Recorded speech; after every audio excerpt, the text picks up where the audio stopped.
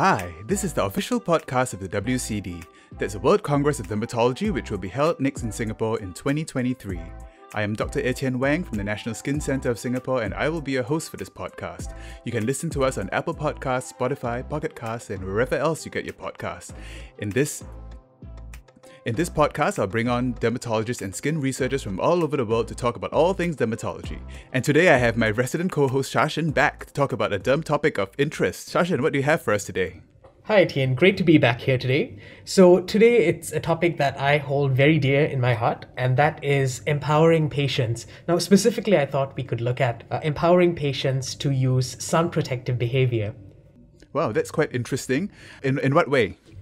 Yeah, so I think first looking at the problem, I was looking at some of the data in Singapore, and in fact there was also a study done at the National Skin Centre which looked at sun protective behaviour in Singaporeans. So for example, certain factors like being male, being Indian, having a history of diabetes were predictors of lower sun protection scores. And there were certain variables that also predicted patients having longer average daily hours of sun exposure. For example, being younger adults, male, having a darker skin type or a lower education level. So I came across recently this app that actually was used in Germany to motivate students, young adults, to protect their skin from the sun, basically. And it's called Sunface. It basically uses the concept of a selfie, something that's, used all over nowadays. And it ages your selfie based on your skin type and how much sun exposure you're exposed to. I actually tried it out myself just last week. I must say that it really motivates you to think about the damage that ultraviolet radiation could do to your skin. Basically, you upload a selfie, it asks you to select your skin type, and you can select the amount of radiation. For example, if you want to see what your face would look like in, say, 10 years with sunscreen use or without sunscreen use, it's almost like a filter that applies these either blemishes or wrinkles or signs of photoaging and photo damage to your skin. Now, when they tried this out in a team in Germany, they did this to secondary school students, and they mirrored these students' images on this app and modeled it. And afterwards, they administered a questionnaire to look at how these images or the use of this app would change their sun protective behavior. Interestingly, about 63% of these students agreed or strongly agreed that their 3D selfie actually motivated them to avoid using a tanning bed. And about 61% said it motivated them to increase their use of sun protection, which I thought was a fantastic way to reach out to people. But I thought it was just a very clever way to reach out to patients using a mobile phone and the selfie, something that we're very comfortable with, to motivate them and empower them to take care of their own skin. Yes, that's very interesting. It's almost like those nasty pictures you get on cigarette packs, right? Exactly. To try to motivate people to change their behaviors. It's quite interesting these young people actually report that they would do it, but was there any behavioral change that they actually documented? They haven't recorded that yet. So they just administered a questionnaire right after they were, they were exposed to this app. But I think it would be interesting to look at what the outcomes were afterwards. The actual behaviors. The actual behaviors, yes. Yeah, I think AI in this setting is actually very useful. I mean, to help people visualize ways that their habits can be actually detrimental to their aging and everything. And that's something that maybe can be developed for even other things, other specialties and even other parts of the body, do you think? Yes, I mean, because I think there's a big difference between telling the patient in words versus showing them in a picture.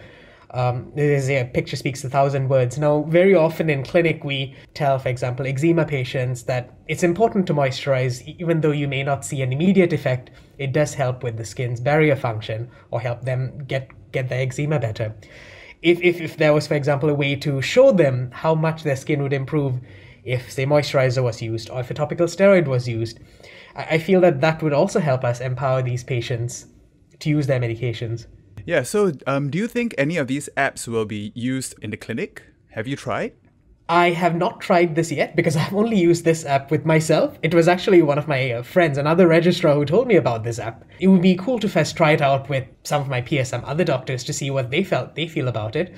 Maybe even try it out in one of the clinics one of these days. Okay, yeah, that's very interesting. I think we have to watch this space and the use of AI and patient motivation. Okay, thank you, Sashen, for this very interesting piece of news. Thank you very much. And now, actually, I have one of the authors of the study you mentioned earlier on, Dr. Yew Yik Weng, for the next segment. Wonderful. Looking forward to hearing his interview. Okay, bye. Bye. I'd like to invite Dr. Yew Yik Weng, who's a consultant dermatologist at the National Skin Centre in Singapore, and my colleague. He's also the head of the Eczema Clinic, and he recently completed his MPH, his Masters of Public Health, and a PhD in Atopic Dermatitis. Welcome, Yik Weng, to the podcast.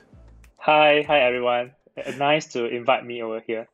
Yik Weng, first of all, congratulations on your PhD. That was a lot of hard work. Yes, thank you so much. It has been a journey, I must say. I also understand that you actually have a very strong history in public health. You were doing public health before you joined dermatology, right? Yes, quite a while back, I guess about more than 10 years ago, I did public health, a 1 year posting on the Ministry of Health. I was doing communicable diseases then. Yeah. Do you think your training there has helped you in dermatology? I think it definitely have. It enables me to have a viewpoint, a more holistic, a broad viewpoint. And subsequently, when I come back to clinical medicine, I'm able to both bring certain principles and concepts into the day-to-day clinical practice that I'm doing right now. Yeah, so you did do a master's in public health as well, right? Yes. So, I mean, in a way, I was fortunate. I was given the opportunity to do a Master of Public Health, concentrating on quantitative methods, and that was in 2014. And I was fortunate to do this MPH in the Harvard School of Public Health, where I feel that the good point about this is that I was able to network with people there, and it really broadens my horizon. And thereafter, it changes how I view things, and in fact, how I analyze things and things like that. Do you have any examples about the stuff that you analyzed while you were doing your MPH? Okay, so some important things that when I was there, I guess, is of course knowing friends and networking, and we really understand what are the challenges and viewpoints of the other healthcare systems. One important things that we learned quite a bit was that the use of public available databases in large-scale population cohorts, as well as doing cost-effective analysis on simple things like, for example, HPV vaccinations, which one of the university departments was doing. So I was fortunate to be able to recognize the importance of doing such research. Yeah, there's a lot of very, very important information out there, and I think it takes a lot of skill to be able to make sense of all this data. Yeah, definitely. Yeah, and what made you decide to do a PhD? After I finished my MPH, I always feel that perhaps could I take one final step further to further my training in research, having it in a more structured format. Of course, it's like you mentioned before, it's a long commitment. I'm sure you can fully empathize with the situation. It is a long commitment. Yes. And I was fortunate that I was able to pursue a local PhD right next to NSC, which is Lee Kong Chian School of Medicine. And that allows me to pursue a PhD at the same time, do my day-to-day work as a dermatologist at National Skin Centre. Can you tell us a bit about what your PhD thesis is about? So my PhD thesis was about actually the relationship of adiposity and atopic dermatitis using a general population cohort. And this general population cohort is the Helios cohort at LKC itself. And I mean, it's actually, I've been very interested in disease association of atopic dermatitis, it being a very most common chronic inflammatory skin condition. And there are a lot of disease associations, and always have a few, and I've read from various epidemiological studies that they are related. And so I proposed this topic to my mentor, who is an expert in epidemiology as well as in cardiovascular diseases. And I'm grateful that he really took my topic and I could really study in depth, evaluating this association. And what did you find about the relationship between obesity and atopic dermatitis? From the epidemiological studies prior, we understand that there is a relationship, although the relationship is not as strong or as clear that, for example, comparing like psoriasis and obesity itself.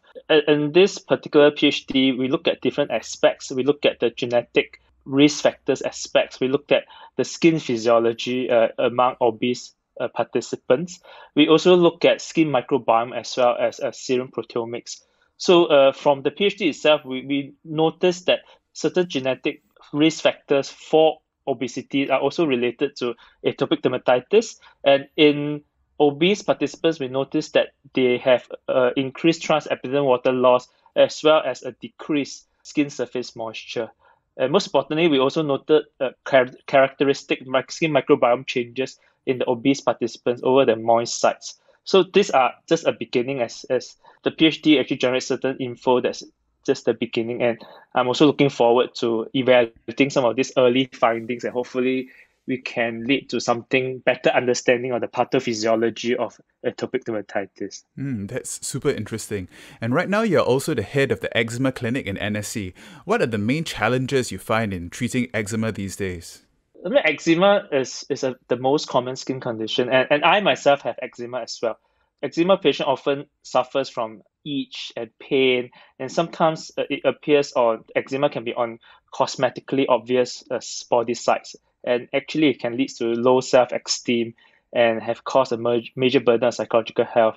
I think the greatest challenge is actually ensuring compliance of skin protective habits, skincare habits, because often we just can't give them a magic pill and expect the eczema to get better. We often require the patient cooperation to also avoid certain harmful skincare practices and moisturize their skins. And as a patient myself, or as someone who has eczema myself, although I fully understand the importance of doing all this, but sometimes it can be difficult due to our lifestyle habits. It can be difficult to be compliant. So we end up having a lot of patients who eczema could be better controlled. And we are also a great threat to all this care for eczema patients who also there are a lot of what I can call it fake news, or a lot of misconception that's circulating in social media.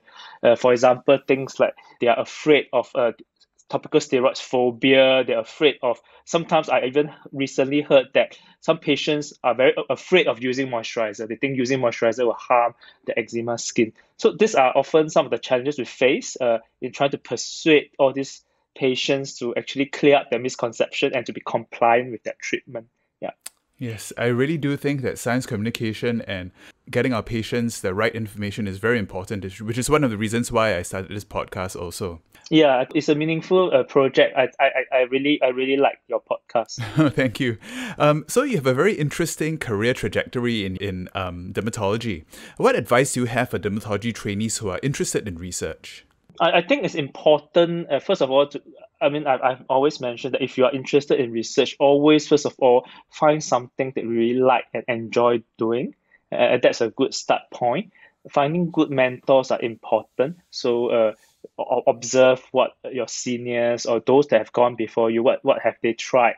I think in the end, it goes down to, in order to be interested or in order to be inspired in research, there are certain important factors that's essential. Number one is doing something that you find interesting.